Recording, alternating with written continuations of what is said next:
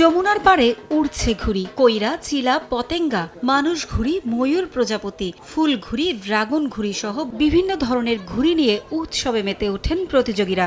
জেলা ও পার্শ্ববর্তী জেলা রাজবাড়ী ও পাবনা থেকে বিভিন্ন ধরনের ঘুড়ি নিয়ে আসেন তারা। 1433 সালের নববর্ষের এই দিনে শিশু, নারী সহ বিভিন্ন বয়সী হাজারো মানুষ ঘুড়ি প্রতিযোগিতা দেখতে ভিড় করেন নদীর পাড়ে। প্রতি বছর এমন আয়োজনের অনুরোধ জানিয়েছেন তারা।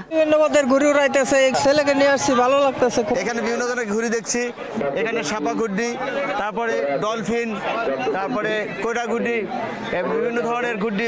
আমার মনে হয় এখানে প্রায় 40 ধরনের ঘুড়ি আসছে। আমার অনেক ভালো লাগছে, আমার অনেক আনন্দ লাগছে। আমার 10 জন উড়াইবে, সেগুলো দেখবো।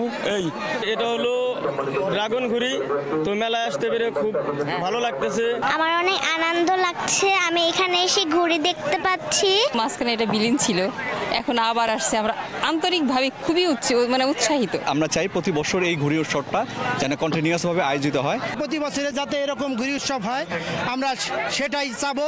ঘুড়ি উৎসবকে কেন্দ্র করে জড়ো হন কয়েক হাজার দর্শক। অপ্রীতিকর পরিস্থিতি এড়াতে সতর্ক ছিল আইন শৃঙ্খলা বাহিনী। প্রতি বছর বাংলার নববর্ষ উপলক্ষে এ আয়োজনের আশ্বাস দিয়েছেন আয়োজকরা।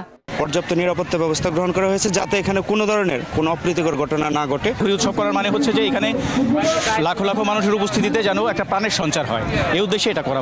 মানিকগঞ্জের শিবালয় উপজেলার যমুনা নদীর তীরে এ আয়োজনে অংশ নেন 2 শতাধিক প্রতিযোগী। 40 রকমের ঘুড়ি মুগ্ধ করে দর্শকদের। সময় সংবাদ, মানিকগঞ্জ।